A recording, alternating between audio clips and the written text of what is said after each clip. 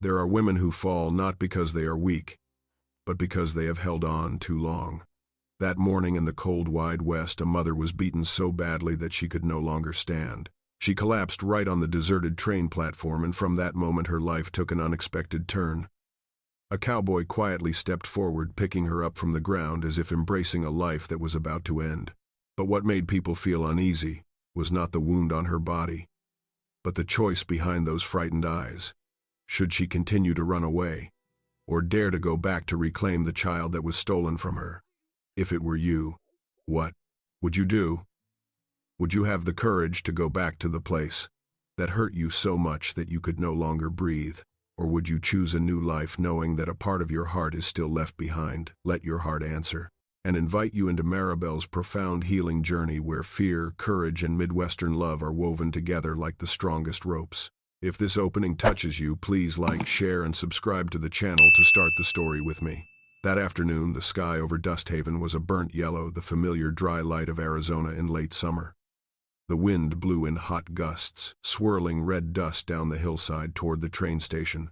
The clock in the waiting room struck 5:30, its hands wobbling as if about to fall off their axis. There were enough people milling about to create the disjointed noise of a small town, but no one really paying attention.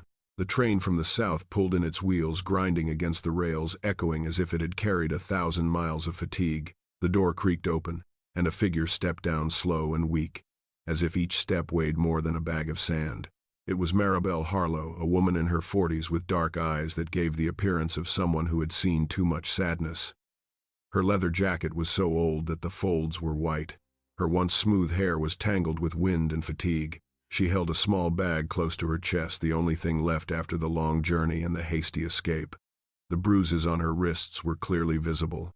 Some were new, some were old. They did not tell the whole story, but they were enough to let the observant know that she had not left the place where she had lived in peace. She stopped at the bottom of the stairs. The wind whipped across the platform, carrying a thin layer of sand to her cracked leather boots. She looked around, her eyes unsteady, as if every unfamiliar face could be the one she was running from. She raised her hand to shield herself from the sun, but her hand shook so much she could barely keep it steady. A ragged breath escaped her dry lips. She seemed to be trying to stand, but her legs had betrayed her too long. A man standing near the freight car, tall, broad-shouldered, erect as a cypress, glanced at her. Cole Merrick had just unloaded a heavy sack of flour, his tarnished leather gloves covering his hands, more accustomed to riding and holding reins than to holding pens. He was not the type to pry into other people's affairs. Westerners are reserved in their words and their glances. But when he saw Maribel stagger, and suddenly collapse like a dry tree struck by a storm, he stopped. She didn't collapse like a normal person would from exhaustion. The way her body collapsed, soft, silent, but desperate, made his chest tighten. Maribel put her hands on the wooden floor of the platform and tried to stand up, but her arms were shaking and she didn't have enough strength. Her head was bowed, her hair partially covering her face, revealing only her purple lips and pale skin. She took a breath, but her breath came out in short, choking gasps. No one came near. Some were in a hurry, some were indifferent. They just glanced and looked away. Western towns were like that. Everyone had their own problems, and a fall was not unusual. But Cole didn't take his eyes off her for another second. He set the bag of flour down with a thud and walked quickly over his dusty cowboy boots, making a solid click on the wooden floor. "Ma'am," he spoke softly, but his voice was loud enough to be heard over the distant train whistle. Maribel only responded with a heavy sigh, unable to lift her face. Then her hand slipped from the floor, her whole body fell to one side. Cole caught her in time. He put his arms around her back, feeling the protrusion of her ribs under her shirt. She was so light he could lift her like a tired kitten. "Are you okay?" he asked again, but the answer was only a faint, almost incomprehensible whisper. "Don't take me back. Please." Cole frowned. "Back where?" But she was gone before she could say more. Not waiting for help, Cole picked her up, his arms firm but gentle, as if she were something more fragile than a mirror. People around started to notice. A few stood watching. An old woman shook her head pitifully, but no one came forward. Dust Haven is used to a harsh life, and most people think that everyone has to fend for themselves. But Cole didn't think so. He walked quickly off the platform, his long legs striding vigorously toward the small clinic on the east side of town. The afternoon sun cast flickering patches of light on the dirt road, making the images of the two people, a strong man and a nearly unconscious woman, appear like an old painting. Maribel's chest heaved slightly, her breath coming in short gasps. The smell of scorched sundust and the faint scent of lavender from her old scarf made Cole's throat dry. He didn't know who she was, or why she'd uttered that cry for help, but he did know this. Whatever her past was, she didn't deserve to fall alone like that. Dr. Townsend's office was lit by kerosene lamps as Cole kicked in the door. "Doc, I need help," he called. The doctor turned back, his old eyes showing surprise. "What happened to her?" "I found her collapsed on the platform. Weak pulse, severe dehydration." The yellow light of the room reflected off Maribel's pale face as Cole laid her down on the wooden bed. Her shirt slid down, revealing a strip of purple bruises on her arms. The doctor glanced at her, his brows furrowed. "Who did this to you?" he asked in a low voice. Maribel blinked, a thin groan escaping her lips, but she wasn't awake enough to reply. Cole stood beside her, his hands clasped together in restraint. This wasn't his business, it was supposed to be. But looking at the wound on her arm, the way she flinched at every loud noise, he knew this woman had lived in fear for too long. "Cole," said the doctor, "help me keep her still." He nodded, placing his hands on the edge of the bed to steady his light body. Every breath Maribel took was a deep, stifled sob. "She needs rest, water, and time." The doctor shook his head, his voice heavy. "But what she needs most is safety." Cole said nothing. He just looked at Maribel, and in her eyes, dusk-colored and exhausted, he saw something familiar. Something he had seen in the mirror years before, the day he had lost his entire family to a plague. A person with nowhere to go. The doctor left to find medicine. The room was silent except for the faint breathing of the woman lying on the bed.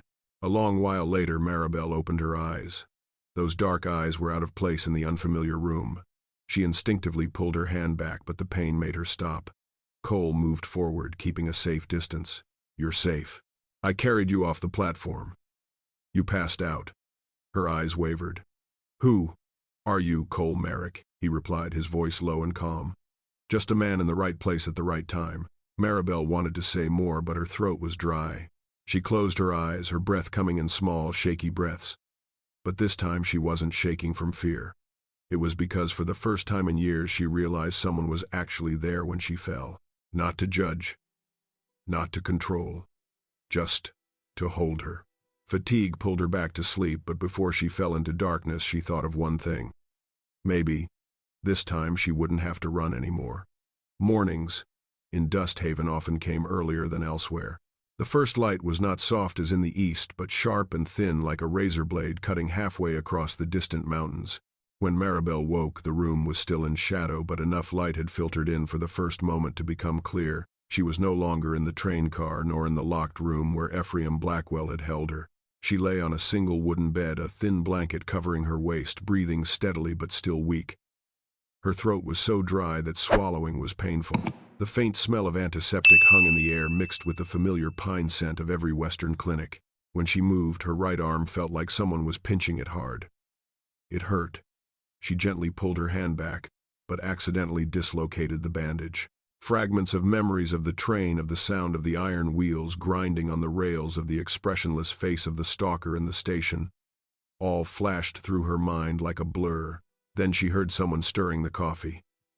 The stirring was slow and steady, not in a hurry. She tilted her head to look. Cole Merrick stood at the small wooden table, his back slightly bent, a spoon stirring gently in a white enamel mug. He looked as sturdy as an old cypress tree that had withstood many a dust storm. His cotton shirt was pale gray, his shoulders streaked with road dust. His Stetson was on a chair beside him.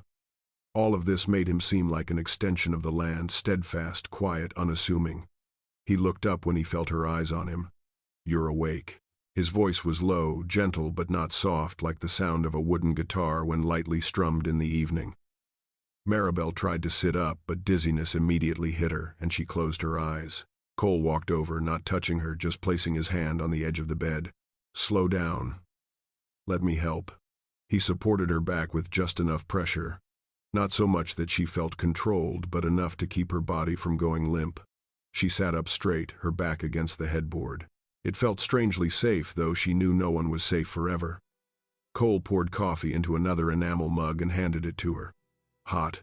Be careful. She took it with both hands, but her hands were shaking so much that the surface of the coffee made small circles. She looked at it, embarrassed. My hands are not used to it yet. It's okay, Cole said. Anyone who's been through what you've been through, their hands would shake like that. Maribel froze. She hadn't said anything. She had only just woken up. She hadn't shown any real injuries except what her body showed. What do you know? She asked softly.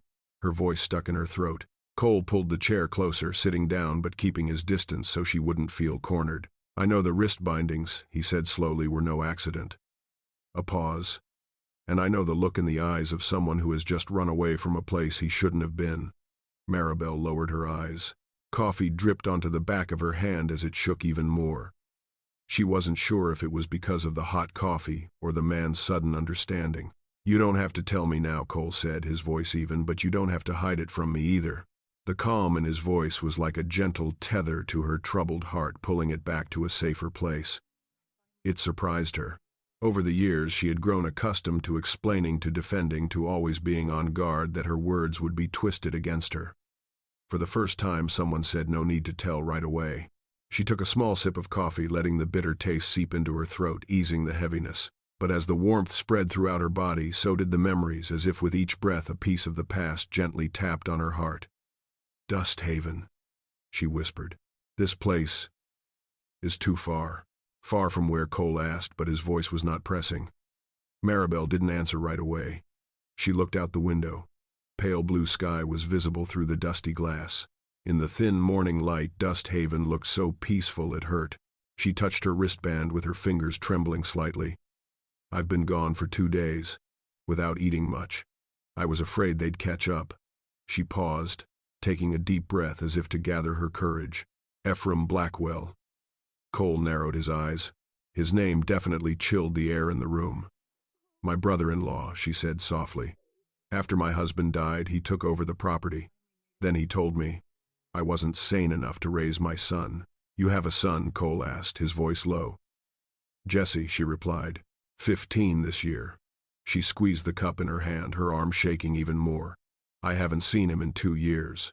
Cole said nothing, but his hands on his knees clenched gently. For a man of few words, any movement was a sign of something deeper.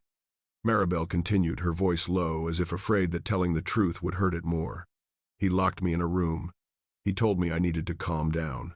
Every time I asked to see my son, he said I wasn't stable enough. A pained smile crossed her lips.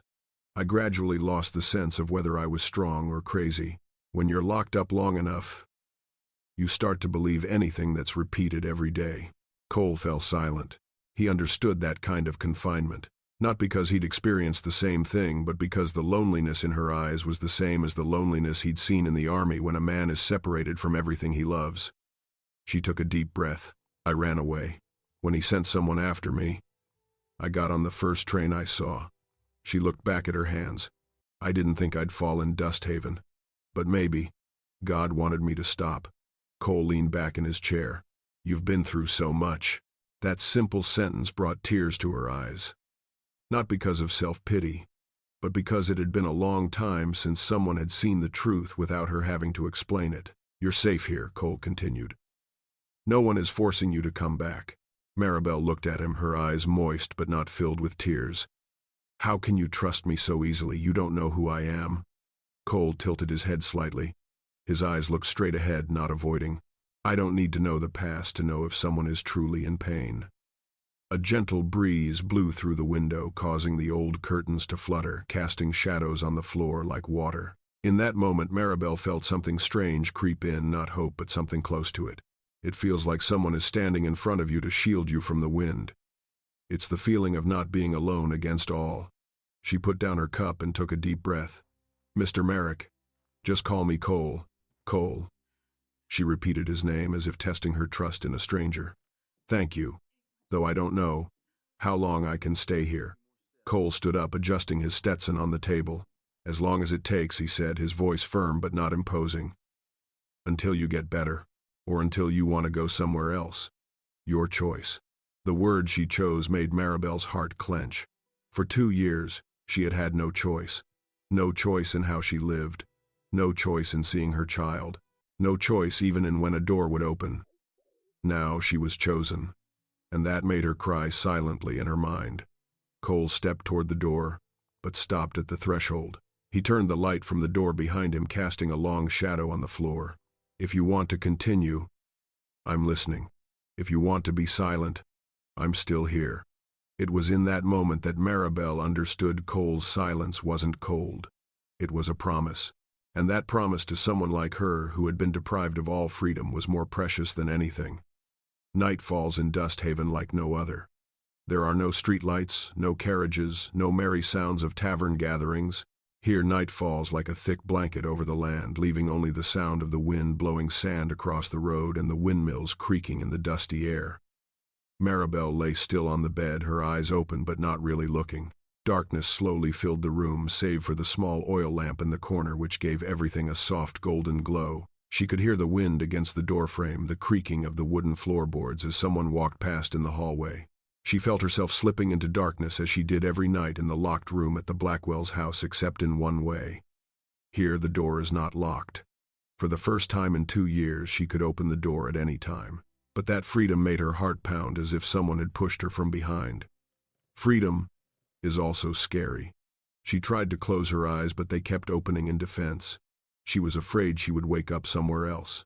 Afraid that sleep was something Blackwell had stolen from her with slammed doors and unspoken threats. Can't sleep. Cole's voice came from the doorway, low and deep enough not to startle her. Maribel turned. Cole stood by the door, a glass of water in his hand, his shadow stretched across the floor, his posture calm as if he were just a part of the silence of the night. He looked like the men from the West who were used to being there on duty on horseback or on nights when they couldn't sleep because of the past. She nodded slightly. I am not used to sleeping. Without knowing I am safe. Cole walked slowly over and placed the glass of water on the bedside table. That feeling. Anyone who has lost something knows. Maribel clenched her hands under the blanket. That simple sentence seemed to touch the deepest part of her heart. Cole didn't sit. He leaned against the wall, his hands clasped together in front of him, the tips of his shoes tapping lightly on the floor, and thought. It made him look like he was standing guard rather than simply talking. The silence between them was long but not uncomfortable. Dust Haven at night was quiet, but that made their breathing clearer, their heartbeats more intense, and every moment of silence soulful. Cole, she said softly, as if afraid to shatter the night.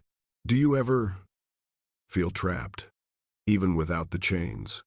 Cole raised his head slightly. It felt like the question touched a very old, very distant place within him. Everyone has something that holds them captive, he replied. Sometimes it's a room. Sometimes it's pain. Sometimes it's memories. His voice was smooth and warm like old whiskey. Maribel felt her throat tighten.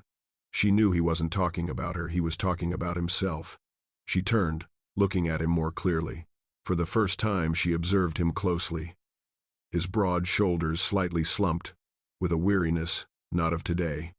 His rough hands, the scars of work. His eyes deep and heavy, but with a deep light, the light of someone who had lost much but not lost any kindness in them. He was the type of Western man she thought only existed in books, quiet, straightforward, and not at all pretentious. You don't need to be here, she said softly. I don't want to be a bother. Cole tilted his head to look at her, his eyes not blaming, not pitying. Annoying. The corner of his lips curled up just a little. If I were annoying, I would have left the room the moment you first opened your eyes. Maribel flinched. The words made her feel something like relief, but also confused. She didn't know anyone who stayed just because they wanted to. Didn't know anyone who was kind, for no reason. I don't understand why you don't have to understand, Cole cut in lightly, but his voice wasn't harsh. People help each other. That's all. The room was quiet again. Outside, the wind made the wooden sign outside the door rattle. In the oil lamplight, Maribel saw her hands on the blanket, thin, skinny, trembling. She turned away and looked out the window. The nights here are quieter than I remember, she whispered. So quiet you can hear your thoughts, Cole replied. She pursed her lips. That's what I'm afraid of. Cole didn't smile. He understood. When people who have been isolated fall into true silence, they often hear only the pain of their own heart. What are you most afraid of, he asked. Maribel was silent for a long time. A long time. She swallowed, looking down at her feet under the blanket. I'm afraid of being forced to trust someone, and then being pulled back to where I ran. Cole nodded slowly. I don't blame you. He crossed his arms, leaning back against the wall. But there's one thing. You're in Dust Haven. No one can take you from here without your permission. Maribel looked at him. What if they find me? Then they have to go through me first. There was no emphasis on the statement. No oath. No aggressive tone of someone trying to prove themselves. It was just a normal statement, like he was talking about blocking the window. But it was the casualness that made Maribel's heart skip a beat. She turned away, her emotions boiling. Her lip trembled slightly. I don't want anyone to get into trouble because of me. Cole replied immediately, his voice quiet but firm. The trouble is not your fault. Don't blame yourself. Maribel closed her eyes. The words, so simple as they seemed, made her want to cry. Because for the past 2 years, everything that had happened had been blamed on her. She was weak, she was a nuisance, she wasn't stable enough, she was a drain on everyone. The lie clung to her like unwashed dust. Yet a man who had known her for less than a day said, "It's not your fault." Maribel tried to keep her breathing steady. She didn't want Cole to see her tears, but her voice cracked slightly. Why? Do you talk like I'm still trustworthy? Cole looked at her a beat longer. Because you're scared, he said. And scared people are always people who have survived bad things. No one had ever said that to Maribel. No one had ever considered her brave just because she was standing there. She lightly touched the bruise on her arm, feeling like she was touching the past. But this time the past didn't strangle her like it always did. There was a little room to breathe. Outside, the wind blew again, carrying the smell of dust, the dry desert, and the warmth of a western night. Go to sleep, Cole said, his voice soft. I'll sit here for a while. She looked at him, her eyes meeting the silence in the light. If I have a bad dream, she said softly, I'll wake you up. A very small promise. But to Maribel, it was enough to let her close her eyes without fear of darkness falling upon her. She tilted her head to the side, her breathing slowly softening. The tremors in her chest subsided. The room warmed with the breathing of the two. Two lonely people, two people with deep wounds, but still human enough to listen to each other. And in that moment, in the quiet night of Dust Haven, Maribel thought that maybe this was the first night in 2 years that she wasn't completely alone. Mornings in Dust Haven were never truly peaceful, but they had a strange kind of peace. Not the warmth of a big city, but the gentleness of a land accustomed to wind and sand, to the footsteps of horses and the drifting lives. The morning sunlight was like a thin cloth covering the town, making everything a little dim, a little slow, a little far away. Maribel woke up with a strange feeling, not because she had slept well, but because she had slept at all. No dreams of the sound of a door locking. No startling footsteps. No shivering from the shadow of someone standing behind her. The sleep was short, but it was enough to fill the small cracks in her heart. She propped herself up on the bed, her breathing still weak. The light coming through the window painted long, pale, yellow streaks across the floor. Dust Haven in the morning was very different from the night, but still lonely in its own way. The door to the room opened slightly. Cole entered, carrying a small tray. There was a faint smell of oatmeal and herbal medicine. Maribel was startled, but not afraid. You're awake, Cole said, gently placing the tray on the table. She nodded, smoothing her tangled hair. I'm not used to having someone around other than to keep an eye on me. Cole didn't smile, but his eyes softened. I'm not here to watch. I just want to make sure you don't collapse again. Maribel smiled slightly, but it was like a bird that had just escaped a trap, light trembling, not daring to fly too high. She sat up, wincing as pain shot through her back. Cole noticed, but didn't touch her or rush to help. He moved slowly, placing a softer pillow behind her back. Lean here. It will be easier to breathe. Maribel complied. Thank you. Cole placed the bowl of porridge in her hands. Eat some. You haven't eaten all night. She looked at the bowl of porridge, took a deep breath, and said in a small voice, I forgot what it feels like to have someone prepare a meal for me. Cole pulled his chair closer, still sitting at a distance he thought was safe. One shouldn't live forgetting such little things. The words made her heart ache slightly. Some little things, when taken away for too long, become luxuries that are hard to reach. Maribel brought the spoon to her lips, trying to eat each bite. With each chew, she felt her throat tighten, not from pain, but from a feeling of gratitude that made her heart heavier. Cole, she called softly, as if afraid to break the small peace in the room. You want to know who I am? Only if you want to tell. Maribel took a deep breath. Perhaps this was the first time she really wanted to tell the story that had been stuck in her heart for 2 years. My husband, she began, looking down at her hands, died in an accident at the copper mine. That was 3 years ago. Jesse was 12 then. Cole tilted his head. Your son's name? She nodded. Jesse Harlow. He's tall, skinny, and sometimes stubborn. He'd rather read than ride horses, which always makes my husband smile when he thinks about his future. A smile crossed her lips, then disappeared as quickly as the wind. After my husband died, things changed very quickly. Ephraim Blackwell, my brother-in-law, took it upon himself to look after the family. He said I was too broken to care for Jesse on my own. He said the house and land should be transferred to his name, to keep me and my children safe. Cole narrowed his eyes. He didn't interrupt her, but his gaze sharpened at the mention of Blackwell's name. At first I believed him, Maribel continued, her voice weakening. I lost my husband, my support. I wasn't sober enough to see his tricks. But the longer I stayed in that house, the less free I felt. He controlled every letter I wrote, every conversation, every step I took. Cole looked at her hands. And that bruise, it wasn't the fall, she admitted. I tried to escape a few times. Each time I failed.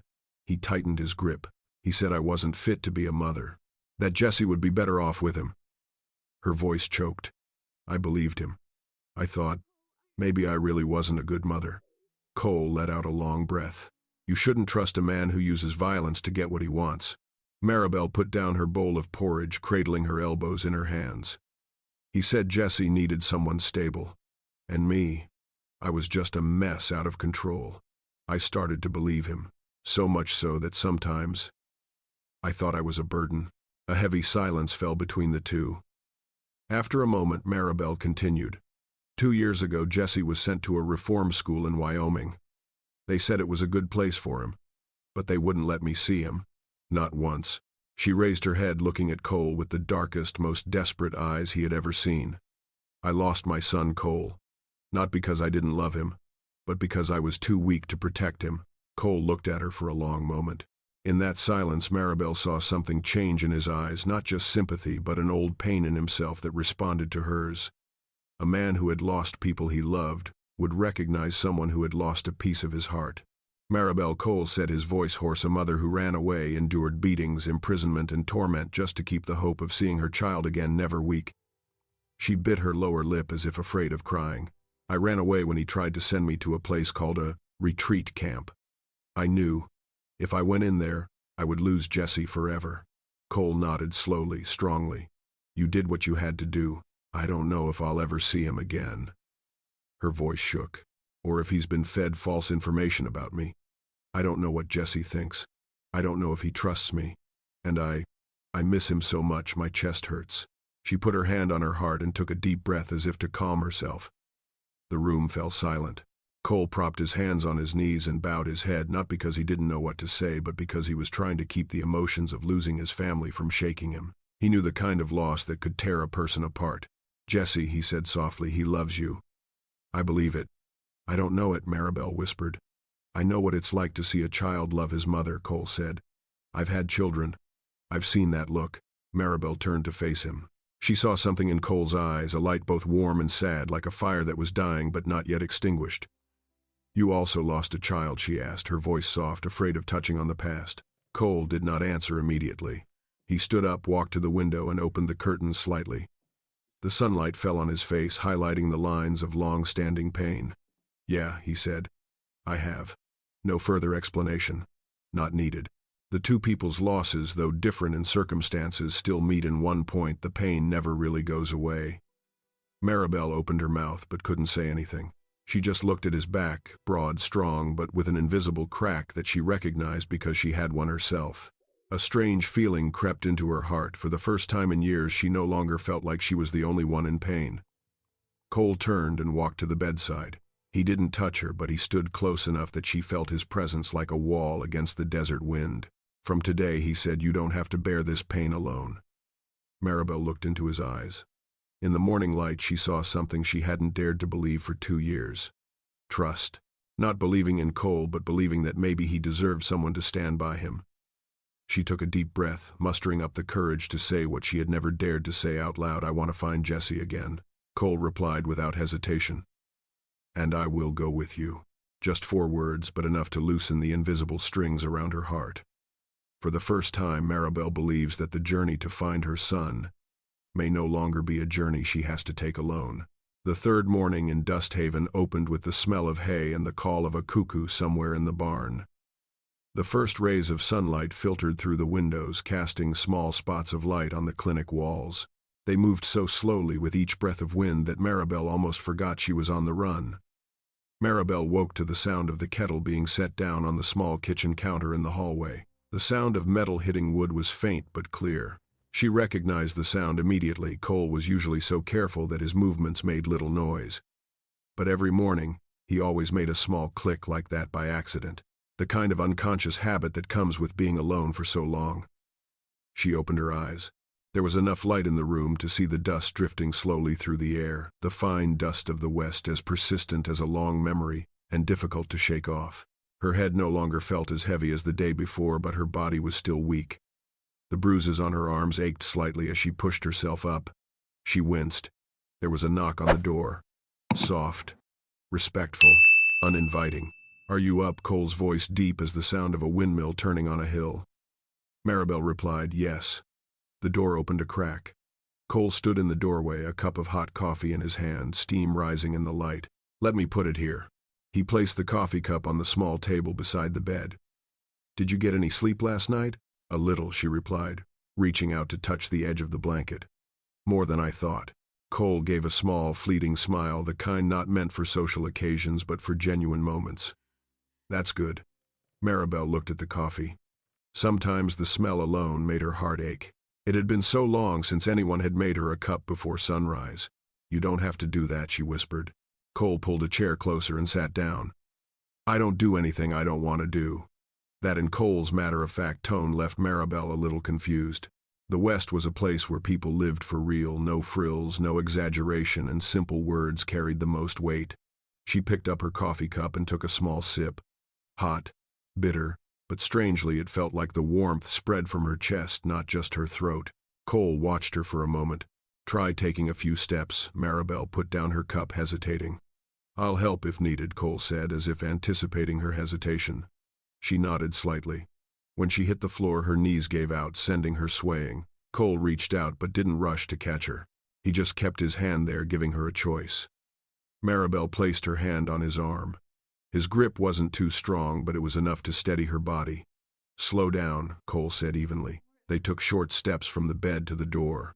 Each step echoed softly on the wooden floor.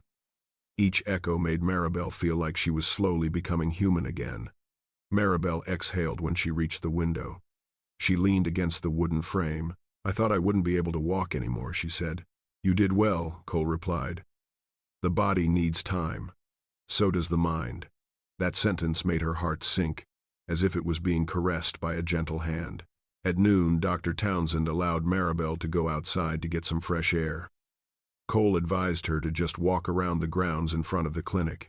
Maribel stepped out onto the porch and experienced Dust Haven with all her senses for the first time. The wind blew through her clothes, carrying the scent of dry earth and burnt grass. In the distance, the hillside tilted in the sun. An old wagon passed by, its small bells jingling. Dust Haven isn't picturesque, but it has a rough piece, like someone who's been broken and mended with everyday kindness. Maribel leaned against the wooden railing. She gently rubbed the bruise on her wrist. It was still dark, but not as painful as before. "Are you okay?" Cole stepped from the aisle across the clinic, a small bag of medicine in his hands. "Better," she replied. The sunlight caught her hair, making the silver strands glint like silver threads woven in the sunlight. Cole stood beside her, not too close, not pressuring her. "Just a little longer. But don't overdo it. You always say just the right thing," she said softly, a small smile tugging at the corners of her lips. "I've been alone so long," Cole replied, looking away. "I can tell when someone's going to fall." Both were silent, but it was the kind of silence that made one feel less lonely. That afternoon, Maribel returned to her room, sat on the bed, and looked at her hands. The fingers were thin, the scratches faint. She touched them, and they felt strange. She wasn't sure whose they belonged to, the one Blackwell had manipulated or the one sitting in this peaceful clinic. She wondered, am I strong enough to find my child?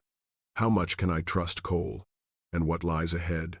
The question swirled in her chest. Cole came in with a small bag. I brought some bread Uncle Townsend left. Have some to make yourself strong. She took it. You always know what to do. Not always, Cole said, sitting down. But in some things, I know.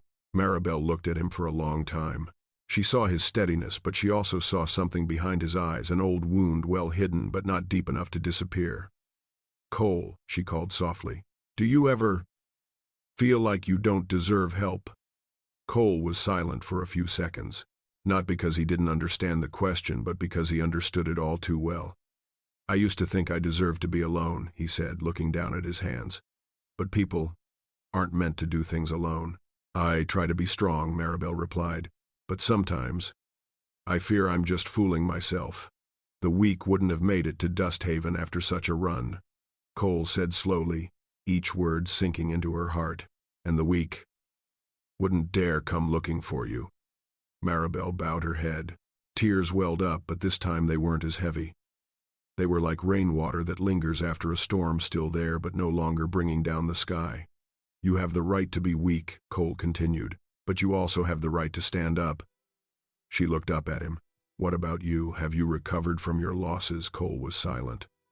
Maribel felt the silence, not avoidance, but real, unnamed pain. She felt her heart quiet with it. She didn't know why, but she wanted him to trust her enough to tell his story.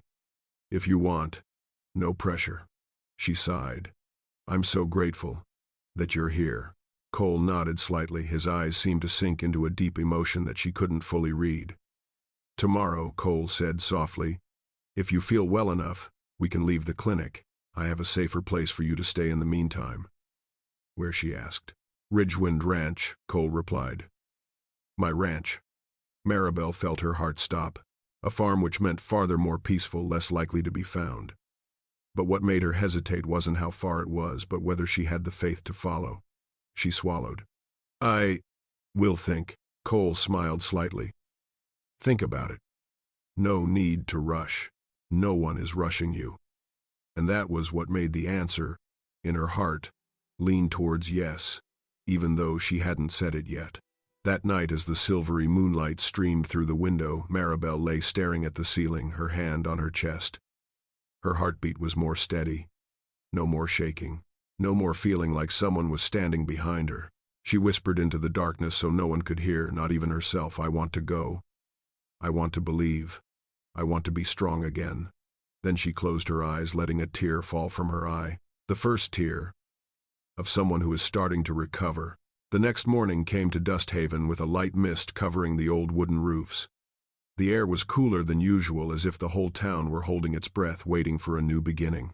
Maribel sat on the edge of her bed for a long time before standing for the first time she had the strength to lift herself without supporting herself against anything. When she opened the door to the clinic, the morning sun was shining directly into her eyes, making her squint.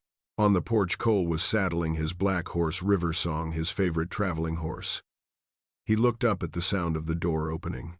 His eyes swept over her face, and she caught a flicker of satisfaction, whether because she was steady or because her complexion was brighter than yesterday, she wasn't sure. You get up early, said Cole. I felt like I should try, Maribel replied, stepping carefully onto the porch. How do you feel? Like I'm learning to walk again. Cole nodded. Sometimes it's not so bad to start over. Maribel placed her hands on the porch railing, feeling the rough wood under her palms. She breathed lightly, as if each breath were a small step away from the darkness she had lived in for 2 years. Have you thought about what I asked you yesterday? Cole asked, his voice not pressing, just waiting. Maribel looked down at her feet, then out at the dirt road where dust flew lightly as the wind blew. I want to go to Ridgewind Ranch, she said. If you still want to take me. Cole looked at her for a few seconds, his eyes unhappy in a revealing way, but clearly relieved. I've always wanted to take you, he said. Just waiting for you to be ready. They left Dust Haven slowly. River Song went ahead with Cole at the reins, and Maribel sat on the pale brown pony that Dr. Townsend had lent her, a horse so docile that the slightest touch of the reins was enough to make it move. The road from town to the outskirts was nearly 3 miles long. Dust swirled around her horse's hooves, but it didn't make her breathless like it had before. A cool breeze blew her hair, revealing a few strands of silver that had recently formed from months of weariness. But instead of making her look older, it gave her face the calm look of someone who had carried too much and never really broken. As the two reached the turnoff that led to a wider area, Maribel found herself stepping deeper into a place she never dared imagine. "Your farm? How far is it from town?" she asked. "About 4.5 miles, Cole replied. "Far enough to be quiet, close enough to turn around when needed." "Makes sense," she said, nodding slightly. "I chose that so if anyone needed help I could hear the knocking." Cole added his voice low, as if remembering something. Maribel looked up at him. She realized what he didn't say: he had lived where no one had come, and that silence could be heavy.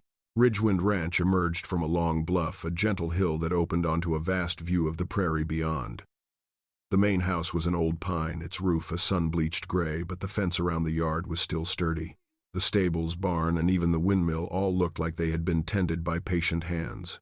Maribel stopped her horse, breathing lightly. "This is where you live?" she asked. "Yes. Alone." She looked around.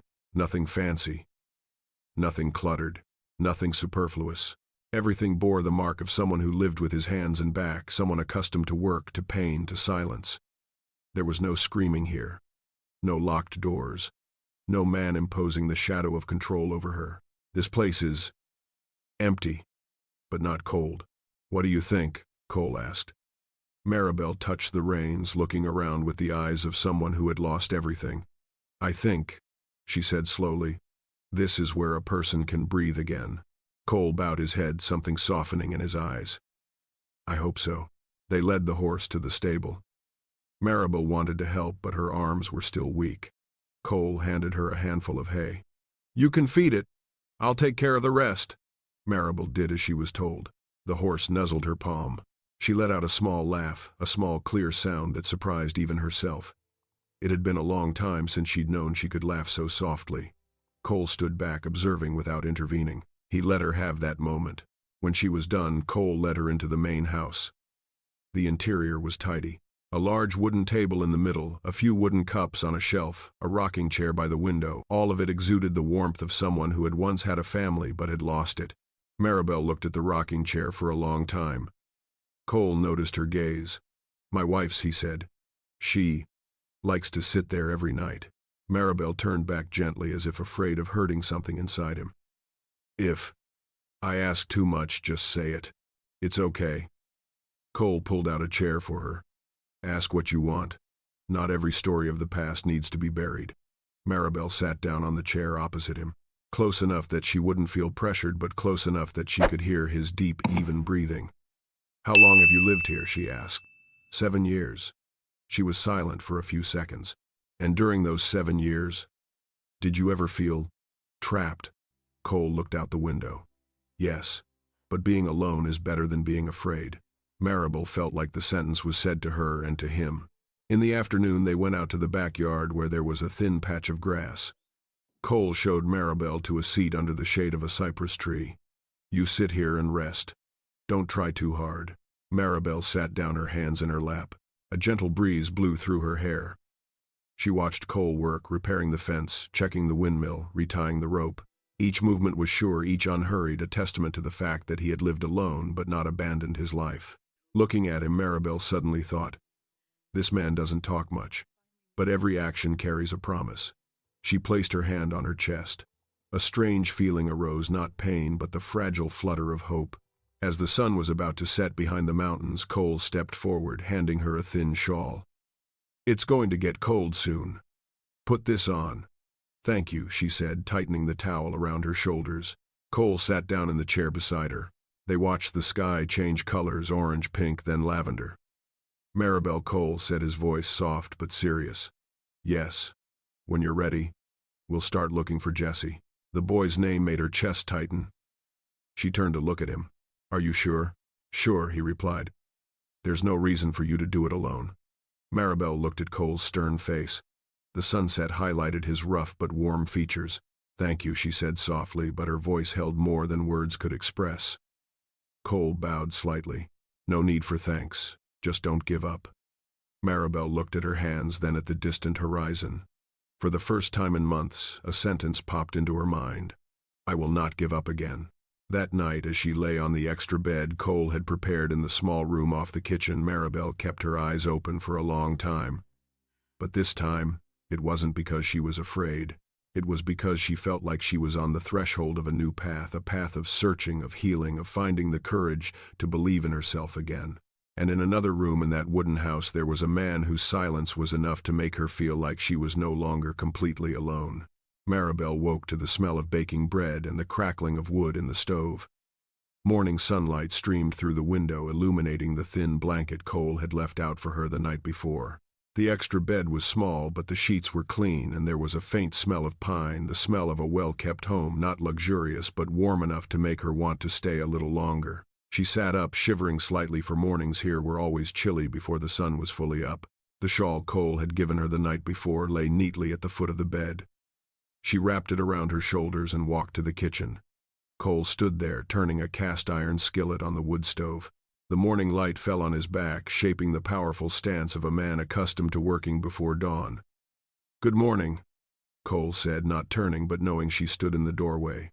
"Hello." Her voice was still a little hoarse, not from fatigue but from slight shyness, an emotion she had long forgotten. Cole pointed to a chair. "Sit down. It's colder today than yesterday. I made some eggs and bread." Maribel sat down.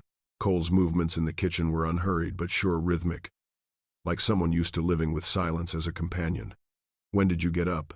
"About 5, Cole replied, placing the plate of food down in front of her. "Habit. Ridgewind. It was so quiet I didn't hear you coming." "We all live lightly here," Cole chuckled. "The wind is so strong we'll knock over all our tools." Maribel smiled slightly. She wasn't used to feeling so relaxed in the morning. During her 2 years of confinement, mornings had been the most stressful when Ephraim Blackwell checked every lock, every move, every word she said. Now that peace made her feel like she was living in someone else's life. Cole poured more coffee. "Do you want to try light work today or take some time off?" She took a bite of bread, thinking, "I want to learn to do something, to see that I won't just sit here." Cole tilted his head. "You don't have to rush, but if you want, I have something for you to do." Maribel straightened her back, slightly curious. "What?" "There's an old bookshelf in the living room. I was going to fix it, but I haven't finished yet. If you'd like to clean up the books or rearrange the furniture, that's fine too. Just light work." She nodded. "I can do it. There's no need to prove anything to anyone," Cole added. "Just do it when you feel you can." That statement made Maribel silent for a moment. She was used to living in an environment where every action was judged, where everything she did was deemed insufficient. Now someone said no proof was needed, making her almost have to relearn how to breathe. After breakfast, Cole took her on a tour of the farm. Ridgewind Ranch was larger than she'd thought. Past the main house was a rolling pasture that ended in a ravine with a narrow stream running over flat rocks. The stables were to the left, the hay and tool shed to the right. "I've lived here alone for a long time," Cole said as he led her away. "But the farm never made me feel truly alone." "You take good care of this place," Maribel said softly. "Keep it to forget," Cole replied softly. Maribel turned to look at him. The statement needed no explanation. She could sense some past buried in every piece of wood on this farm. They came to the bank of a small stream behind the hill. The water was as clear as a mirror in the morning. There were a few flat stones where one could sit, just the right place for those long afternoons when there was nothing to do but watch the water flow. "You can come here whenever you want some quiet," Cole said. "This is where I usually go when my head gets heavy." "Do you have times when your head is heavy?" she asked softly. "Yes," Cole replied, taking a stone and tossing it gently into the water. "Even a man in the West can't bear it all sometimes." Maribel looked down at the water. "I thought people like you were always strong." Cole shrugged. "Strong doesn't mean painless. It's just choosing to keep quiet at the right time." Those words hit her deep. Silence is not weakness. Silence is a way to survive. She understood, because she had also been so silent that she thought she had disappeared. By noon, Maribel set about cleaning out the bookshelves in the living room. The old books were worn, some dusty. She lifted each one, brushed it off, and put it back neatly. Cole stood in the doorway for a long moment watching but said nothing. He saw her meticulousness, the way she handled things gently, the way she placed each book down as if it were important. That kind of care comes with being in captivity, placing things as if afraid to make an unwanted noise. Are you okay? He asked. I seem to like these things, she replied with a small smile. They keep my mind from cluttering. Then do it. Cole reached over and handed her the duster. Their fingers brushed a small moment, but it made her heart vibrate like a plucked string. Maribel instinctively pulled her hand back, then scolded herself for reacting too quickly. Sorry, she whispered. It's okay, Cole replied, his voice as soft grass. I know you're not used to having someone around who isn't scary. She pursed her lips. Is it that obvious? I used to be like that, Cole said. So I recognized it. Maribel looked up. You were afraid of someone coming near you. Cole looked out the window where the wind was making the shutters shake slightly. After my wife and kids died, I kept people away. Not because I was afraid they would hurt me, but because I was afraid of being hurt again. Maribel fell silent. For the first time, Cole spoke of his loss in more than a sentence. He looked at her. You're not the only one learning to trust again. She felt something in her chest expand like a dry seed in the rain. Fragile but contagious. Evening fell. Ridgewind turned to deep gold. Cole worked in the yard, and Maribel sat on the porch watching the sunset. She saw Cole bend down to lift a bale of hay, saw him retie the rope, saw him wipe the sweat from his brow. Each movement was simple, strong, real, like the Western man she had read about, but more alive. As he stepped onto the porch steps, Maribel gave him a long look. Cole stopped. What I was thinking, she said, stroking the scarf lightly over her shoulder. You're the first person to tell me without rushing. Cole slowly sat down next to her. Sometimes the best thing to do for someone is to give them space to get back on their feet. She nodded, eyes on the far fence. Ridgewind, she said, makes me feel like I can start again. Cole tilted his head. You can, and no one can stop you this time. The evening wind blew, carrying the scent of dry grass and pine. Maribel closed her eyes for a moment. When she opened them, she saw Cole still looking out at the prairie, his eyes distant but peaceful. Cole, she called. He turned. What? Thank you for letting me stay. I didn't let you stay, Cole replied in a low, slow voice. You chose to stay. I just opened the door. She felt her heart tighten, a feeling not of pain but of life. That night before going to sleep, Maribel stood alone in her small room. She placed her hand on the fading bruise on her wrist, then looked at the window where the moonlight filtered through the glass. She saw a woman slowly coming back to herself, not whole, not strong yet, but not broken anymore. And for the first time in years, she whispered, I think I'm safe. Even though no one could hear it except the moon and the wind, it was enough to keep her asleep without being startled. The morning at Ridgewind Ranch was a pale gray, the thin layer of clouds covering the sun. There was no heavy feeling, just the kind of soft light that made people talk softly, walk slowly, and feel softer. Maribel opened her eyes and realized she had slept more deeply than she had any other night. It made her a little bewildered, as if her body were getting used to a peace her mind was still afraid to touch. She got out of bed, wrapped herself in a shawl, and walked out into the main room. Cole was standing at the desk, holding a letter, staring at it for a long moment, as if deciding whether to speak or remain silent. Maribel stopped in the doorway. What's wrong? Cole looked up at her, his eyes slightly dark from waking. There's a letter from Wyoming. He held up the paper, then put it back. About Jesse. Maribel's heart clenched as if someone were squeezing it. She walked slowly to the table, though her feet seemed to be refusing to obey. The news. Good or bad? Not bad, Cole said, his voice low and steady. But not exactly good in the sense that it makes you miss it less. He handed her the letter. Her hand shook slightly as she opened it. The brief report was from someone Cole knew in Wyoming, Robert Malloy, a local court clerk who had helped Cole years before in a land dispute. The handwritten text appears, Jesse Harlow is still at Redford Youth Home, but there was a change recently. He was transferred to the light labor ward. I don't know why. I'll look into it. Maribel swallowed.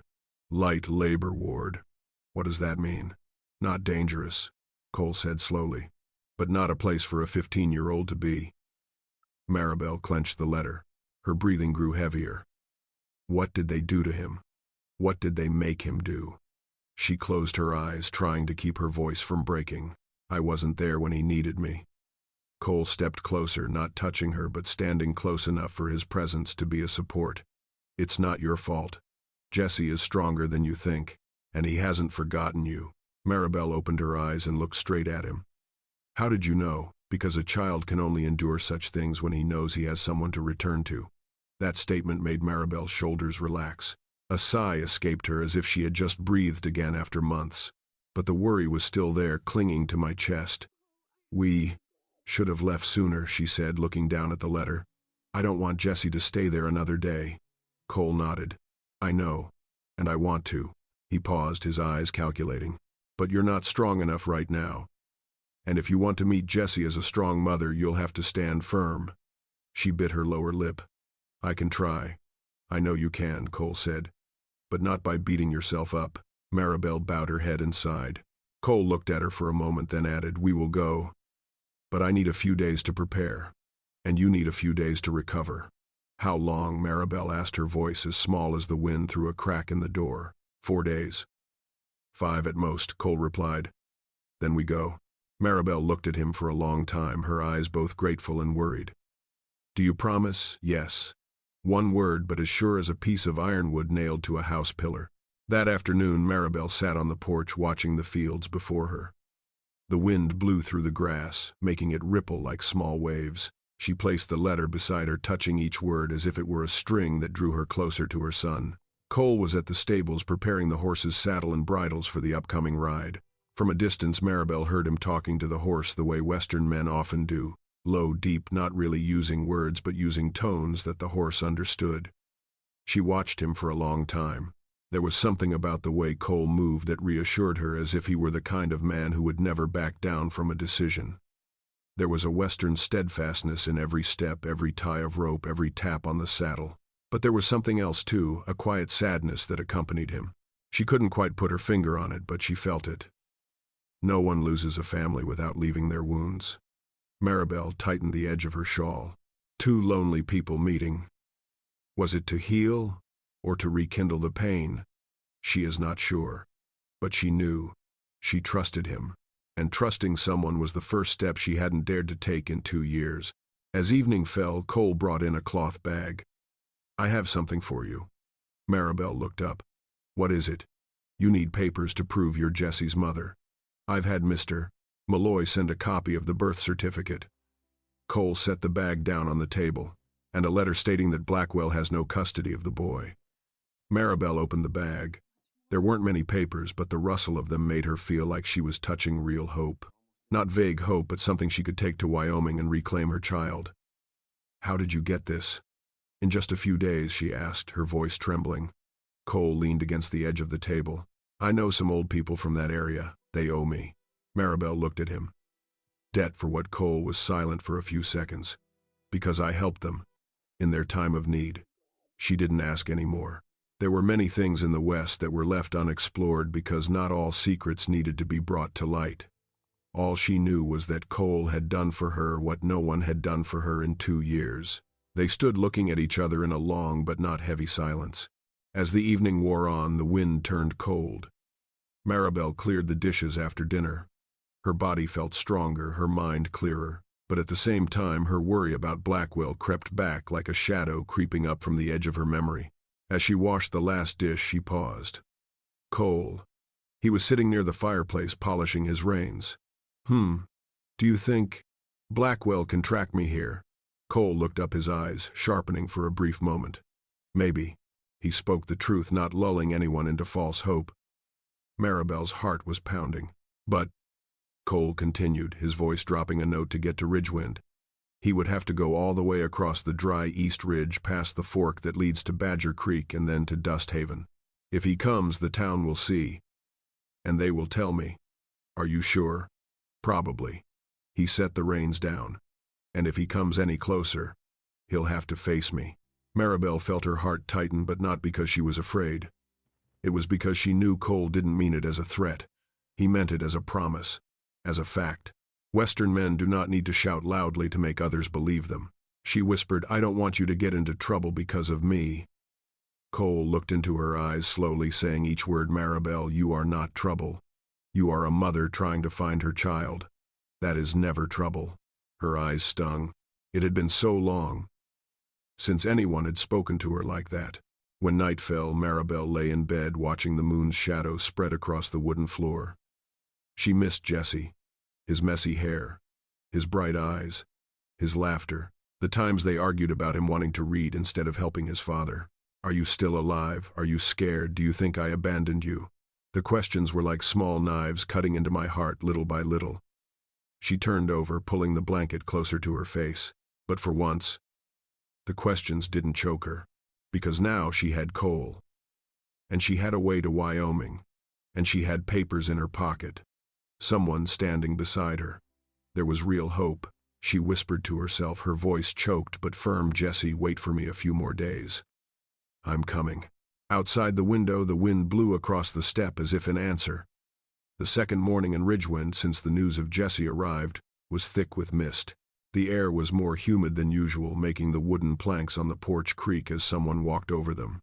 Maribel opened her eyes to the steady hum of the kitchen. Cole boiling water for coffee.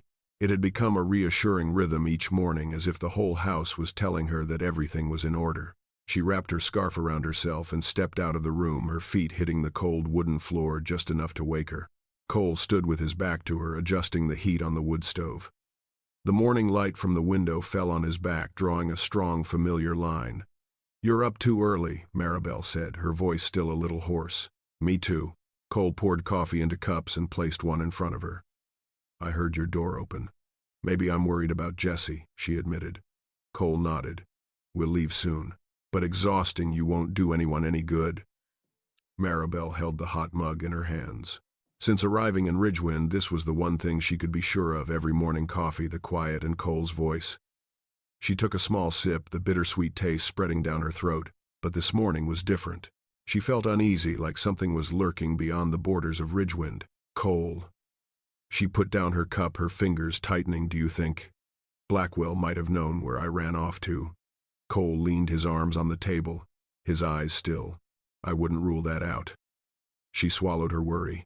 So, if he finds Ridgewind, I'll know before he gets near the house, Cole replied.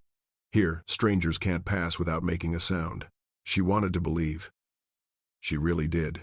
But years of control made it hard to let go of her fear. At noon, Maribel went out to the backyard to wash towels. The cold wind made her hands a little numb, but she still enjoyed doing it. It made her feel useful, not a shadowy figure who existed only on dark days. While drying towels on the line, the sound of horse hooves echoed from afar. At first it was just a heavy, steady sound, not loud, but gradually increased with the wind. Maribel stopped short. Her heart started pounding, the familiar panic rising in a tidal wave. The sound of hooves. In Dust Haven, people often recognized each other by the sound of horses running. But this sound, she didn't know. And that was what made her tremble. She hurried into the house and called softly, Cole. Someone is here. Cole was chopping wood in the front yard. He stood up straight, his eyes on the road that stretched across the prairie. A small black dot came into view. Cole squinted. Not from town, he said. Not riding like one of the locals. Maribel tightened her grip. Blackwell. Cole shook his head. Not sure. But not someone I know. He stepped onto the porch and reached for a pistol in a wooden box hanging on the wall, a gun he rarely used and never let her see. Maribel felt her heart turn cold. What are you? Nothing, Cole replied, his voice low but calm. Just in case. The sound of hooves approached. A man on a golden horse stopped before the fence. A wide-brimmed hat hid most of his face, but there was something familiar about the way he sat in the saddle, the kind of confidence that comes from someone accustomed to dominating others. Cole Merrick, the stranger, said. Has anyone ever told you that you are as elusive as a wolf? Cole replied calmly. It depends on the person looking for it. Maribel took a step back, away from the view through the window. Even though the man hadn't called her name, fear still surged up in her like a reflex. The other man laughed. It's you. I'm Shaw. Frank Shaw. I've been looking for you for 2 days. Cole to tap calmly. I remember Frank Shaw from the East Mine. But your riding is not the same. The man stopped laughing. I came in his place. I have a message for you. Cole didn't move closer. Who sent it? Someone would pay handsomely to know if anyone had been through Ridgewind recently. Maribel's chest tightened. Cole was silent for a very brief moment, just a breath, but enough to tell her he understood what it meant. "My answer is no," said Cole.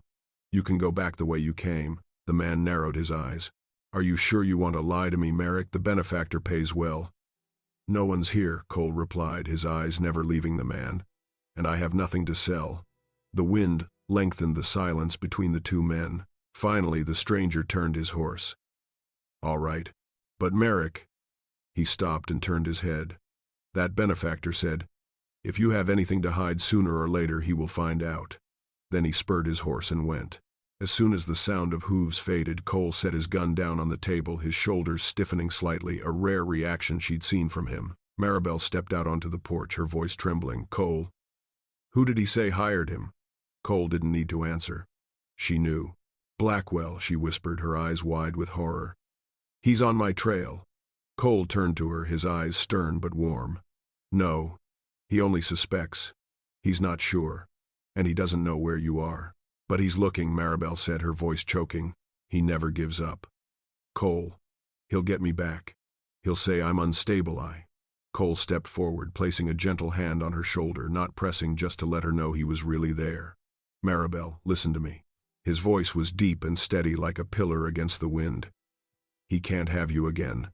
Not while you're in Ridgewind. And not while I'm alive." The words made her choke. A tear fell, not from fear, but because someone dared to say those words on her behalf. "But Cole," she whispered, "if because of me you—" He shook his head. "Don't take it all on yourself. Not everything is your fault." She looked into his eyes the color of the barren earth of the West, but with enough warmth to make her believe. "We're still going to Wyoming," Cole said.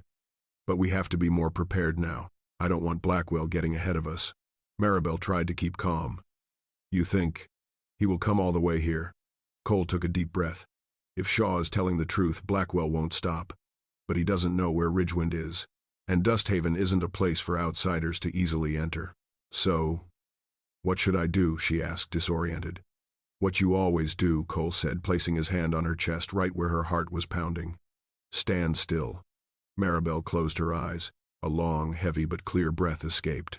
In that moment she knew, not just because Cole was protecting her, but because he believed she was strong enough to fight the past. That trust is what she needs most. In the evening, standing by the window looking out at the dark yard, Maribel saw Cole sitting on the porch, his back leaning against a wooden pillar, holding a cup of cold coffee. He looked out at the prairie as if listening to the wind. He was watching.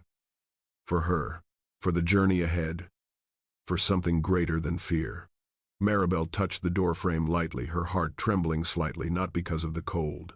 She whispered, as if talking to herself, "Cole Merrick, you have no idea how much you helped me." But then she knew he wouldn't accept the favor. A man like Cole only did the right thing without asking for anything in return. And that made the world inside her begin to light up again. That afternoon the sky was a deep, coppery red, signaling a colder night than usual. The wind carried a dampness from the northern ravine. Maribel stood on the porch holding the woolen scarf. Cole had given her that morning, feeling uneasy. Since Frank Shaw had appeared, every sound around Ridgewind had made her instinctively alert. But in that vigilance there was something else: determination. She thought about Jesse all afternoon. Thought about the labor ward. Thought about the days he would be there, maybe waiting for her to come. Thought about how in just a few days she would see her child. Cole stepped out of the stable, wiping the sweat from his hands with a rough towel.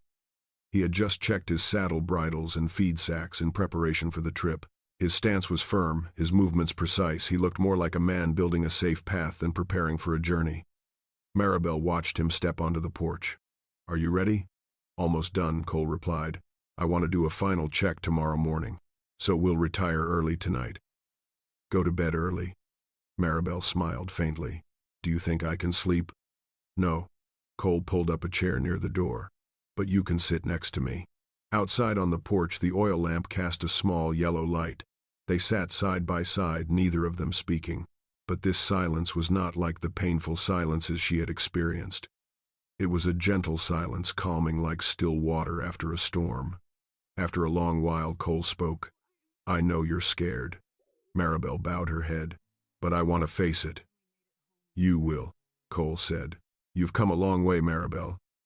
"Do you really think I can do it?" "Don't think." Cole looked her straight in the eyes. I see clearly. His words made her chest warm. Not the kind of warm from fear, but a strange warmth, a feeling she thought she had lost long ago. But just then the wind blew harder. A wooden door slammed against the wall, making Maribel jump. She clenched the hem of her dress, her breath coming in short gasps. Cole stood up immediately. It's just the stable door. I'll go check. Let me go with you, she said, though her voice was trembling. Cole shook his head. Here. Nothing. I'm just checking. Maribel watched him walk down the courtyard, tall in the open darkness. She wanted to believe it was just the wind blowing. But years of living with Blackwell had prepared her for the worst. She stood in silence. Another gust of wind blew, making the leaves rustle like someone whispering in the distance. She walked into the house, turned on the lights, and stood by the window looking out into the yard. Cole checked the stable door, refastened the wooden latch, and walked around the stable. He paused several times as if listening. Then he returned to the porch. Nothing, said Cole. Just a big wind. Maribel breathed a sigh of relief, but her heart was still as tense as a bowstring. I kept thinking. You assume the worst, Cole said softly. I understand. I was there too. Ever, she asked. Cole sat down next to her. After my wife and kids died, I was afraid of every sound. Afraid someone would take what was left of me. Until I realized, not everyone is out to take it. Maribel looked at him for a long time. How long have you lived alone? 11 years. She sighed softly. So long. You know what I realized? Cole looked out at the dark prairie. Silence doesn't kill. Loneliness does. She bowed her head. I also thought I would die alone. Cole turned his head slightly toward her. But you walked out. She didn't know how to respond, because that sentence was too real, too true to the pain she had hidden. The night deepened. Maribel helped Cole check the window ties, and she locked the front door as he had instructed. Ridgewind rarely needed to lock its doors, but tonight was different. Not because they expected Blackwell to come, but because being careful kept their minds clear. As they were about to turn off the lights, Cole suddenly said, I'm going to sleep on the couch in the living room tonight. Maribel turned back. Why? In case someone comes. She opened her mouth to protest, but stopped. Cole didn't say it to sound brave. He spoke like a man who knew what might happen on that uncertain night. You don't have to do that, she whispered. I know, Cole replied. But I want to. Maribel looked at him for a long time. The words wanted to come out thank you, sorry, or fear, but they didn't form. Instead, she just said, if anything happens, call me right away. Cole smiled slightly. You're the one going to Wyoming with me. I need you to rest. Her eyes reddened. Cole. Go to sleep, Maribel. She nodded, though her legs were still heavy. The wind from the prairie howled through the night. On the roof, a few dry blades of grass were blown and hit the tiles, making a rattling sound like someone's footsteps on the floor. Maribel couldn't sleep. She tossed and turned, listening to every sound in the house, the creaking of wood, Cole shifting in his chair, the wind playing outside. Then suddenly, there was a tapping sound, very faint, like a fingernail against a wooden fence. Maribel sat up immediately, her heart pounding, her hands clutching the edge of the blanket. She held her breath and listened. 3 more sounds. Fragile. Not like the wind. She ran out of the room. Cole was already standing at the end of the hallway. He raised a finger to his lips, signaling her to be quiet. His eyes were sharp without a trace of panic, just focus and alertness. The knock came again, a little louder this time. Maribel trembled, her voice very small. It's him. Cole did not turn. No, he whispered. Blackwell did not knock. That sentence made her speechless. So who, a stranger, a passerby, or Frank Shaw returning? The knocking changed direction from the fence to the stable door. Cole walked to the window and parted the blinds enough to see. He stared at it for a few seconds. Then he let out a soft breath. Not human. Not... It's a deer, Cole whispered, and he leaned over so Maribel could see the silhouette of the deer rubbing its antlers against the corner of the pen, just as it did during shedding season. A deer. Just a deer. Within seconds, Maribel's whole body went limp. She held onto the door, breathing heavily as if she had just run far away. Cole looked at her, his eyes softening. Are you okay? No. Maribel shook her head, chuckling tiredly. I think he came looking for him. Cole moved closer, not touching her but standing right next to her so she could lean on him if she wanted. You've grown so used to fear, he said, that every sound becomes his shadow. Maribel bit her lip. Do you think I'll get away with this kind of reaction? Cole looked at her a long time. Yes, he said, when you have something to believe in, and I think Ridgewind is starting to be that place. She looked at him with choked gratitude. A few more days, Cole continued. Then we'll be in Wyoming. You'll see Jesse again. And then you won't have to run away anymore. Maribel swallowed. And Blackwell, let him mind his own business, Cole said, as long as he doesn't touch you. Those words weren't threats. They weren't empty promises. They were recognition. That from the moment Maribel arrived at Ridgewind, she was no longer alone. When Maribel went back to bed, she felt different. Still scared, but not desperate. Still worried, but not broken. She lay down, eyes staring at the dark ceiling. A new thought appeared, warming her from within. I will not just survive. I will rise again. And with Cole keeping watch in the living room, she finally fell asleep, her first sleep without nightmares. The morning they left, Ridgewind was an odd one, not bright, not overcast. Just a silver sky and a breeze that made every sound carry farther than usual. Maribel stood on the porch, looking out at the hills to the east as a reminder that the road they were about to take was long, challenging, and unpredictable. But there was something in her heart she hadn't felt in months: readiness. Cole saddled the horse, checked the harness and pack. He did everything carefully, leaving no detail untouched. Perhaps because this trip was not just to bring Maribel to her son, but also to block the approaching shadow of the past. As Cole placed the last bag on the horse's back, he turned and looked at Maribel. His eyes weren't urgent, just asking, "Are you really ready?" Maribel stepped down the porch. Steps a pale, brown shawl wrapped around her shoulders. She stood before the horse Cole had prepared for her, a silver-gray mare, gentle and quiet. You can try climbing up first, Cole said softly. There's no rush. Maribel placed her hands on the saddle and took a deep breath. Months ago, she had not dared touch the horse when she lived under Blackwell's control. Back then, she was only allowed to ride while he stood beside her. But today, she mounted under her own power. Her fingers trembled slightly, but her steps were steadier than she thought. She hesitated for only a moment, then hoisted herself into the saddle. The gray horse merely sneezed and twitched its ears as if greeting its new owner. Cole looked at her with a look of barely concealed pride. Good. Maribel smiled. I thought I would never dare to mount a horse alone again. You're not alone, Cole said, grabbing his reins and mounting the dark brown stallion. I'm here. Those 3 words warmed her heart in a strange way. They set off as the sun was just rising above the horizon. The horses trotted along the old path leading out of Ridgewind. The wooden gate behind them closed with a soft clunk. The closing of an old chapter and the opening of a new journey. Maribel turned back just once. The small house, the barn, the well. Everything was bathed in a warm, dim light. It had become a place she called safe, even if only for a short while. She turned her head. The wind blew through her hair, bringing with it a sense of true freedom. After about a mile, Cole said, We'll stick to the North Ravine. We'll see fewer people this way. Rarely seen.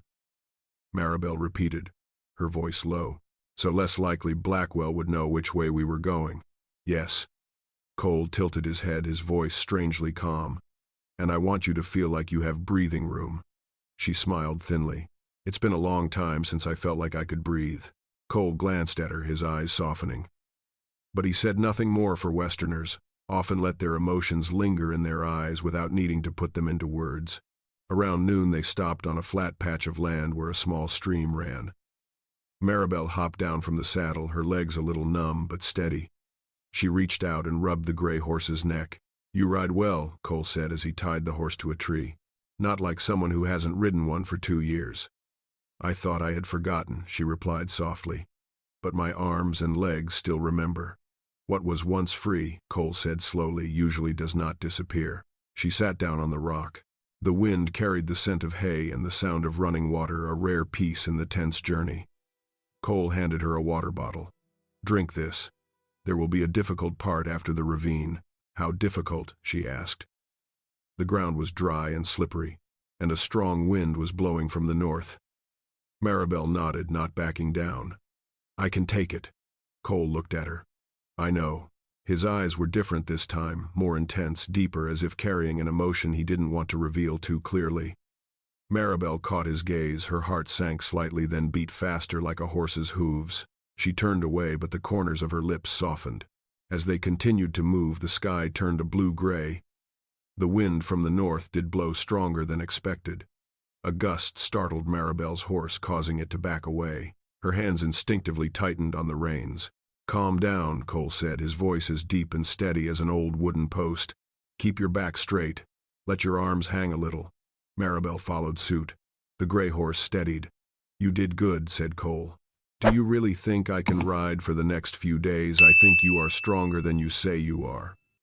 Maribel exhaled, a small sense of confidence returning. But before he could feel relieved, an unusual sound came from ahead, the sound of rocks falling from the mountainside. Cole immediately raised his hand to signal a stop. "Wait."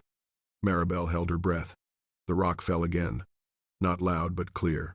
Cole left his saddle and walked forward a few steps, his eyes scanning the rocks. Then he returned, his voice low. "Someone is ahead of us." Maribel shivered.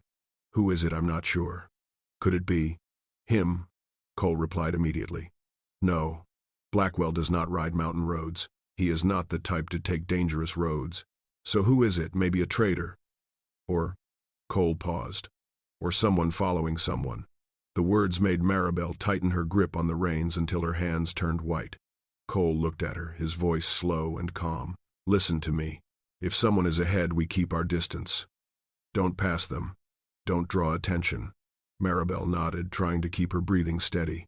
"Cole, if anything—" "It's okay," Cole said. "I'm here. And I know how to get to you. Better than anyone." She didn't know why, but every time he said "I'm here," all her fears seemed to be pulled down by an invisible string. By late afternoon, they were entering a narrow ravine. The wind was harsh on their faces, whipping up dust in long streaks. Maribel pulled her scarf over her mouth.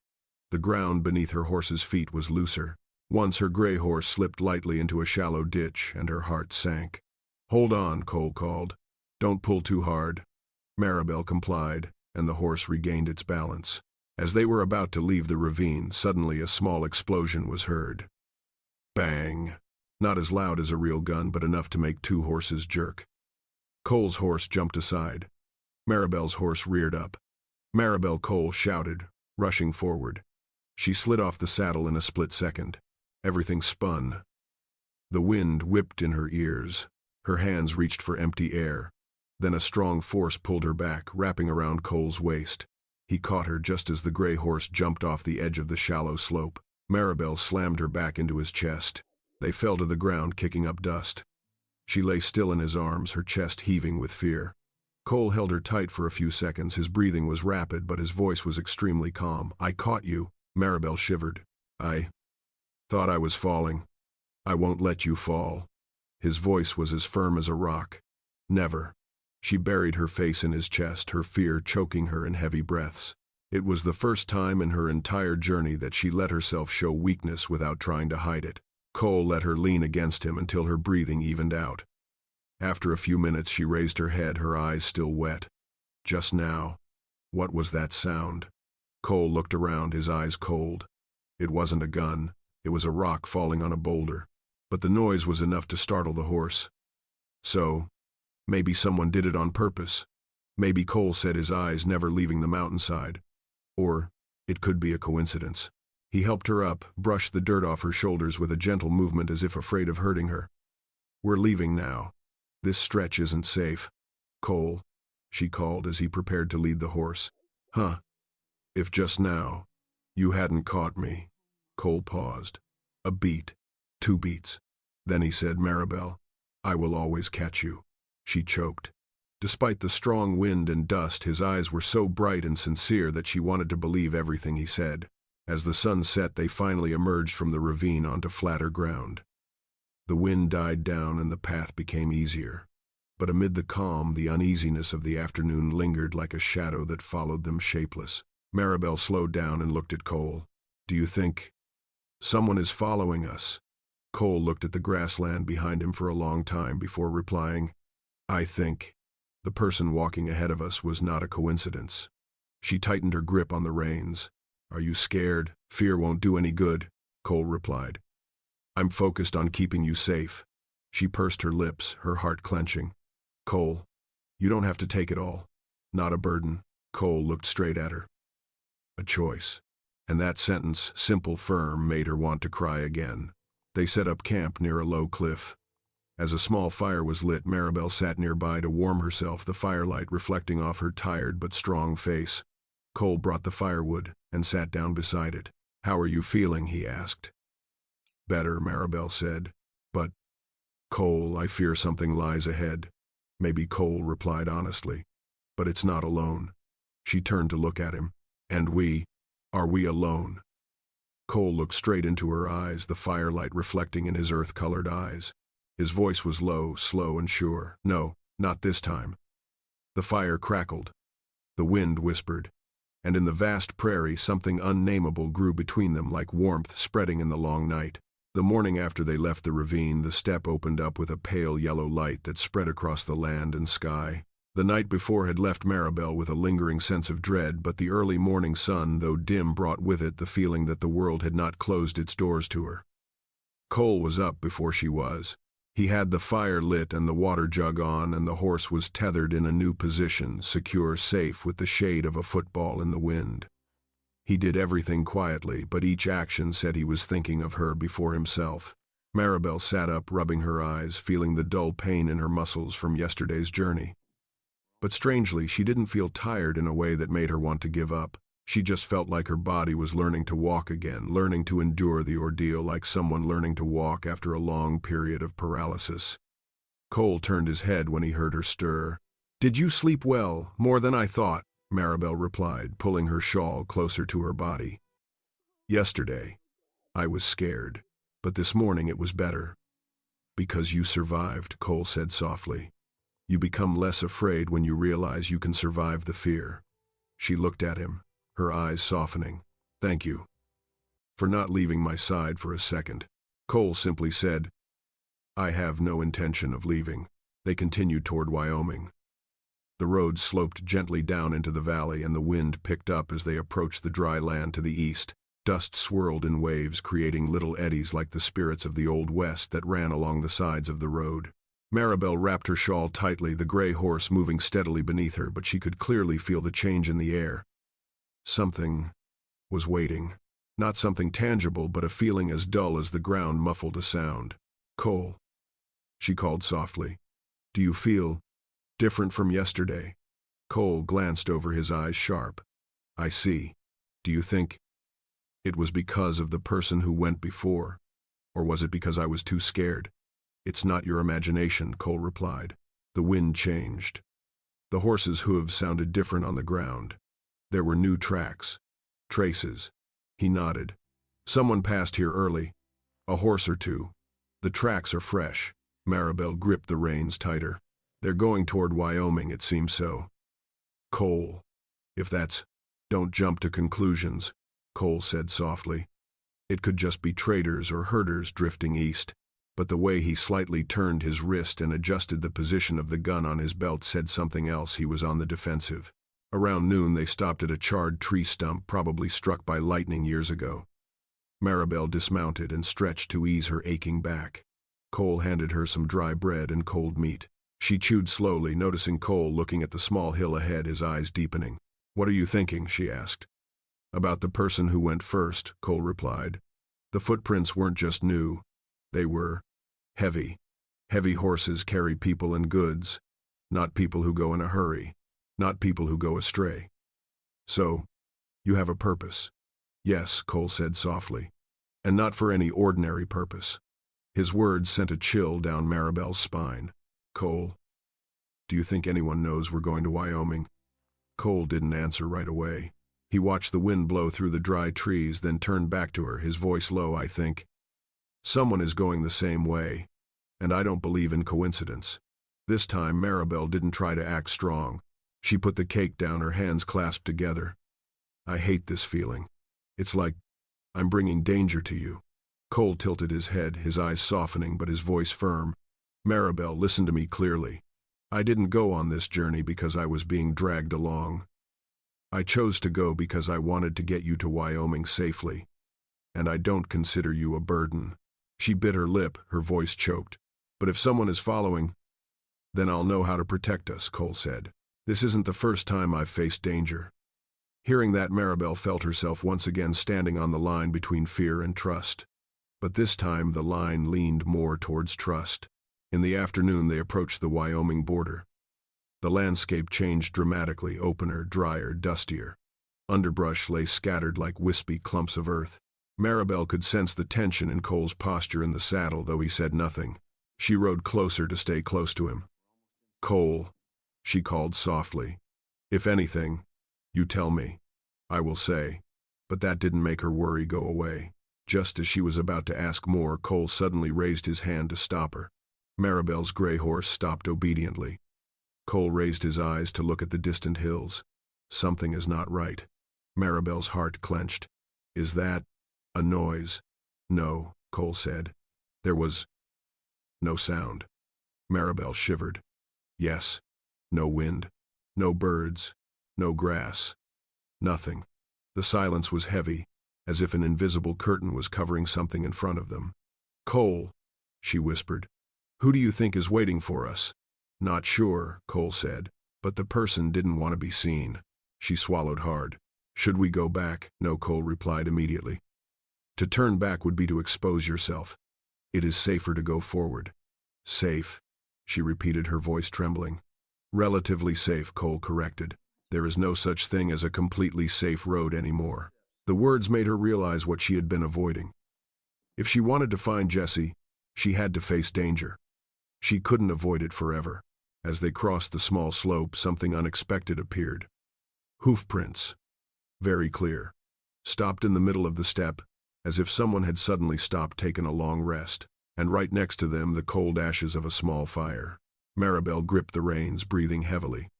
"Cole, this person. Waiting for someone," Cole said softly. "Not passing through." She opened her mouth, but no words came out. Cole dismounted and tested the ashes with a branch. "The ashes are warm." "1. That means we're only a few hours away." Maribel was so scared that her hands turned cold. "Is it Blackwell?" Cole shook his head. "No. Blackwell doesn't know how to set up camp like this. This is a man who knows how to travel long distances." "So who is it?" "It could be," Cole said. "It could be the person he says his benefactor hired. It could be someone else." Neither conclusion satisfied Maribel, but she clung to his next sentence. "Whoever it is, he doesn't know we're watching his tracks." Cole straightened up, looking at the road ahead.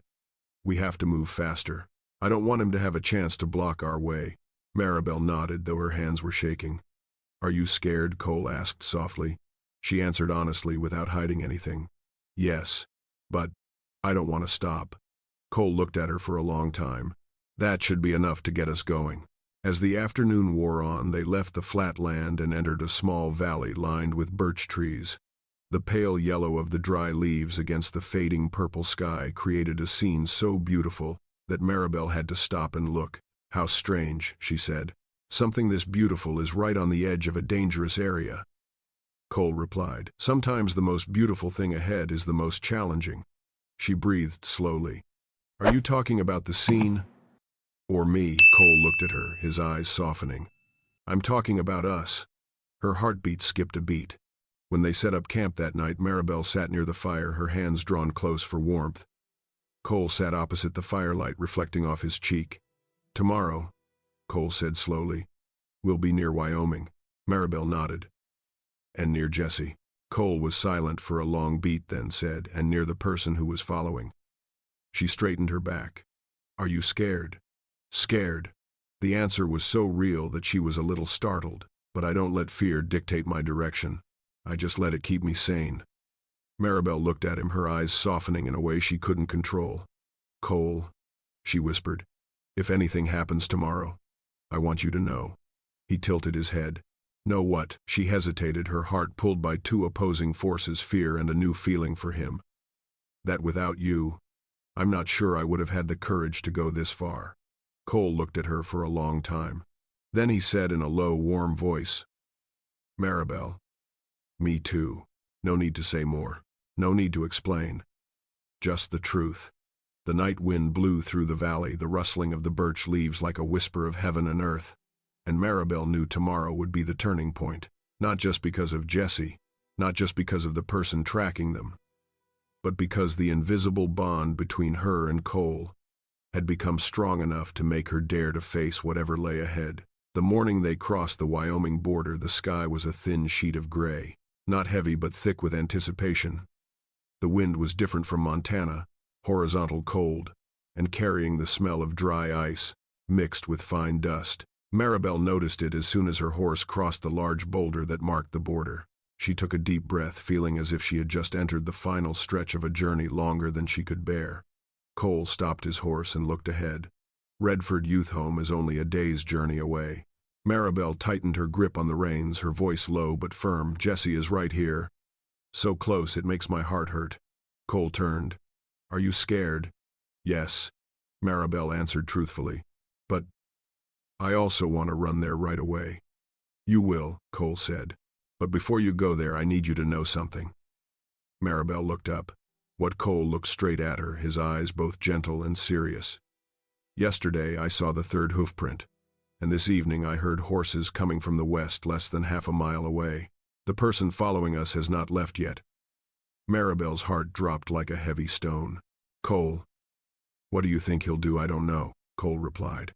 But he's waiting for us to let our guard down. So what do you want to do? We'll take a roundabout route to Wyoming, Cole said slowly, deliberately. It's a little farther but safer. Maribel nodded. I believe you. That sentence made Cole's eyes soften ever so slightly. By noon they reached a wide open area where the wind, with nothing to cling to, blew so hard it seemed to erase every trace. Maribel pulled her scarf back on her eyes, stinging with dust. Cole walked ahead, but he occasionally turned back, his eyes scanning the surroundings for any signs. Maribel knew he was protecting them both, but was also gauging whether the tracker was getting closer. When they stopped to rest, Maribel asked, Who do you think hired? Shaw. Cole set down the water bag and sat next to her on the flat stone. There are 3 possibilities. Maribel waited silently. First, Cole said, Blackwell sent someone ahead to see if you really did leave the state. Maribel felt her heart constrict. Second, Cole continued, the person could be a bounty hunter, the kind of person who finds missing people for a reward. But this isn't their type. There's not enough noise.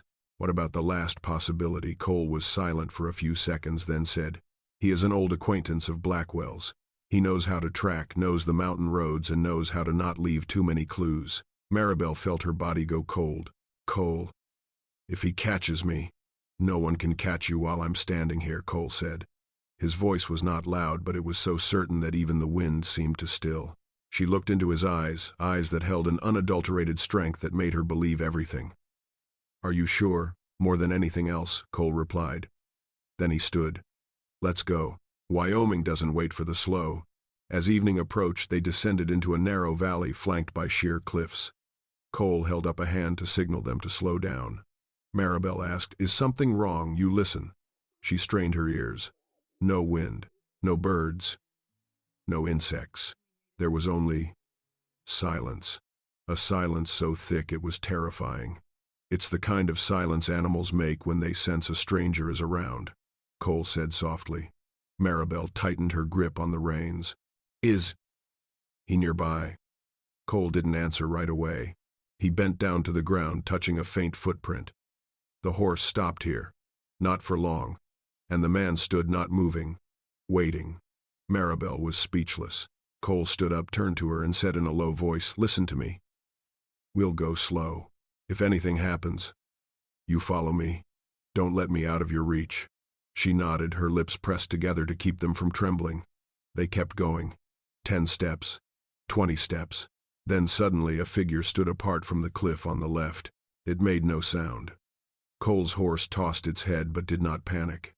The man wore a long, earth-colored coat and a wide hat that half covered his face. He stepped out, his hands raised to show that he was not carrying a gun. Maribel saw the gun strapped to his waist. Cole Merrick, he said hoarsely. I suppose you know who I am. Cole narrowed his eyes. If you're going to introduce yourself, then do it. The man chuckled. My name is Hale. I came at the request of a friend who was looking for a woman who had left Montana. Maribel gasped immediately. Cole stood in front of her on his horse. "Hail, Cole," said his voice low and sharp. "If you're taking her home, you've come to the wrong place." "No. I was going to deliver a message." Hale reached into his coat very slowly and pulled out an envelope. Cole didn't take it. "Leave it on the ground." Hale set the envelope down on the rock and took a step back. He said, "If you touch her, you will lose more than you know." Maribel felt as if the ground beneath her horse was tilting. Cole looked straight at Hale, his voice low. "He can try." Hale shrugged. "That's all I have to say. The rest is up to you." He turned away, climbed onto his horse hidden behind the cliff, and disappeared as if he had never been there. No wind, no sound, only Maribel shivering. Cole dismounted and picked up the envelope. He opened it, revealing a single piece of paper with handwriting so familiar that Maribel felt a sharp pain in her heart. "You're not getting away. I'm taking them both back." Signed, Ephraim Blackwell. Maribel covered her mouth, her eyes wide. "Cole." He knew Jesse. He knew my son. "Cole." Cole tore the paper in 2, then in 4, then in 8. His voice was hoarse but sharp as forged steel. "Listen to me, Maribel. Jesse is not in his hands. You are not in his hands. And he will not touch either of you again unless he walks through me." She couldn't take it anymore. She burst into tears. Not soft tears, the kind you make when pain and hope collide so hard you can't stand. Cole didn't hold her. He just stood close enough for her breath to mingle with his, to let her know she wasn't alone. "Do you swear?" she whispered, her voice breaking. "I swear." They continued on, their moods heavier but their determination stronger. As dusk approached, they finally saw the wooden building of the Redford Youth Home. It was nothing like the prison she had imagined. Instead, it was a large house with a white picket fence, but the looks of the children working in the yard told their own story. Maribel dismounted, her legs going weak. "Jesse," she called under her breath. Cole put his hand on her shoulder. "I'm coming." They entered the courtyard. A guardian looked at them in surprise, then called them inside. A moment later, a tall, thin young man stepped out, his hair disheveled, his hands covered in coal dust, his eyes squinted from the sun. "Jesse," Maribel gasped as if someone had sucked out all her breath. "Jesse." The boy stood still. His normally hard teenage eyes suddenly broke into something that was both painful and relieved. "Mom," Jesse whispered. Just one word, but it was the word Maribel had waited 2 years to hear again. Maribel ran. Jesse ran too, his legs clumsy but strong. He threw himself into his mother's arms, pulling her with him, nearly knocking her to her knees. "I'm here. I'm here," Maribel whispered into her son's hair, her tears soaking into his shoulder. Jesse held her so tight she could feel his heartbeat. "I thought you forgot me." "No, Jesse. Never." Cole stood a few feet away, his eyes on the ground in silent respect. But in the twilight his eyes lit up as if he had just witnessed what he had longed to see in his own life, a family reunited. After a long hug, Maribel turned to look at Cole. A look he knew immediately. A look that said, "You brought me here. You kept your word." Cole bowed his head slightly, the way a man from the Midwest does when he doesn't know what else to say because saying more would break his emotions. They left Redford the next morning, but this time not to run away. This time to return to Ridgewind. 3 of them, not 2. On the way back, Jesse rode with Cole. Maribel rode her gray horse, looking back at the 2 of them from time to time as if to make sure it wasn't a dream. Jesse asked Cole. "Who are you?" Cole replied. "The one who brought my mother to me. My mother said, 'You saved her from a lot of trouble.'" "She saved herself," Cole replied lightly. "I was just walking beside her." Jesse looked at him as if considering, then said very quietly but clearly, "Thank you." Maribel heard. She felt her heart open in a way that even she herself did not expect. When they reached the Ridgewind border, Maribel stopped her horse, looking out at the open prairie before her, no longer a path of escape but a path of return. "Can we live here?" Jesse asked. Maribel turned to Cole, not to ask permission but as if to ask if he really wanted it. Cole looked at the mother and son, then spoke in a voice so slow, steady, and warm that the world seemed to stop. "Ridgewind is large enough to be home to all 3 of us." Jesse looked at his mother. Maribel looked at Cole. And for the first time since her life had fallen apart, the future didn't seem so scary anymore. Only light left. Just warmth. There is only one roof left ahead. Maribel and Cole's story reminds us that no one is too old to start over and no pain is too great to heal. A woman who seemed to have lost everything, her honor, her freedom, her children, was able to rise from the deepest point of her life. What kept her alive was not strength, but a small seed of faith. My children are waiting for me. For those of us who have passed the age of 60, we understand better than anyone that life always has its knocks. But even as age slows down, our hearts still have enough room for hope, for love, and for new things. The beauty of life is not that we have never been hurt, but that we still want to live another day, to love one more time. Maribel's journey is a gentle reminder that sometimes silence is strength, and everyone deserves to find peace within themselves. Thank you for staying until the end of the story. If the story brings you some warmth, please like, share, and subscribe to the channel so that we have more motivation to send you more healing stories.